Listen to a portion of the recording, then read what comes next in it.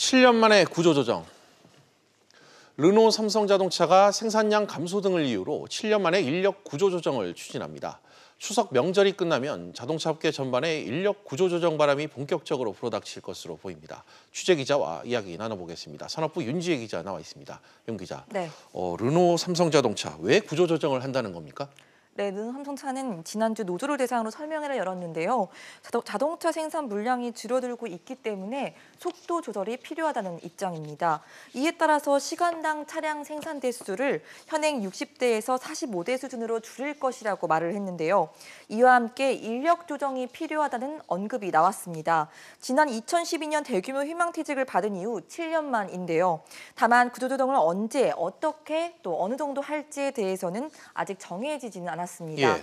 앞으로 생산 대수가 전보다 25% 줄어들기 때문에 부산 공장 생산직 지금 1,800여 명을 기준으로 봤을 때 400명 정도가 감원 대상이 될 것이다. 이런 예측만 나오고 있는 상황입니다. 예. 노사가 이르면 이번 주 혹은 다음 달 추석 전까지 만나서 구체적인 논의를 하면 구체적인 방안이 나올 걸로 보입니다. 네, 인력 구조조정을 지금 이렇게 추진하고 있는데 그렇게 되면 생산량은 구체적으로 좀 얼마나 줄어들게 되나요? 네, 부산 공장 생산량이 이미 지난해와 비교해서 30% 정도 줄어든 상태거든요. 예. 문제는 르노 삼성의 대표 생산 모델인 닛산의 로그입니다.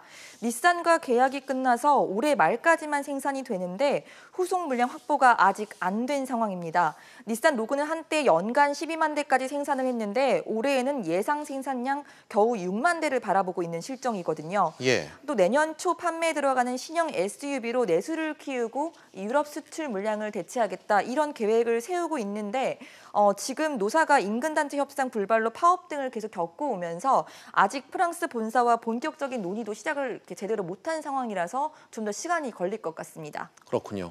지금 상당히 생산량도 그렇고 좀 불확실한 상황이 연속인 것 같습니다. 네. 르노 삼성뿐 아니라 그런데 쌍용차 등 다른 업계도 지금 구조조정 소식이 들려오고 있네요. 네, 맞습니다. 쌍용차는 올해 상반기 약 780억 원의 이 영업 적자를 기록한 상황인데 네. 쌍용차가 최근 예병태 사장이 비상경영 체제 돌입을 선언을 했습니다. 이미 임원 20% 축소와 급여 10% 삭감 조치를 시행을 해서 선제 대응에 나선 상태인데요. 한국 GM도 경남 창원 공장 조립 1라인을 현행 2교대 근무에서 1교대로 전환하는 방안을 고민하고 있습니다. 예. 판매 부진으로 인해서 이 창원 공장 가동률은 60%에도 못 미치는 걸로 알려지고 있습니다. 그렇군요. 완성차 업체가 이렇게 힘들면 고스란히 이 우려와 피해가 부품업체로 좀 전가될 것 같아요. 네, 맞습니다. 우리나라에서 가장 큰 부품사 중 한 곳인 만도 역시 지난 6월 말 비상경영 체제 돌입을 하면서 임원 20%를 감원했습니다. 완성차 업황의 급격한 악화에서 이 부품사의 경영 위기까지 심각해지고 있다. 이런 이유인데요. 앞으로도 국내에서는 이 말씀드린 것처럼 이 국내에서는 임단협, 둘러싼 노사 갈등이 계속될 것으로 보이고 또 대외적으로는 이 미중 무역 분쟁이라는 불확실성이 계속되고 있기 때문에 완성차 업체들의 돌파구가 쉽지 않을 것으로 보입니다. 예. 이에 따라서 인력 감축이라는 이 고강도 구조조정은 앞으로도 계속 이 업계 전반으로 확산될 수 있다. 이런 우려가 나오고 있는 상황입니다. 네, 윤 기자 잘 들었습니다. 네, 이제 마지막 이슈 확인해 보도록 하겠습니다. 세 번째 이슈입니다.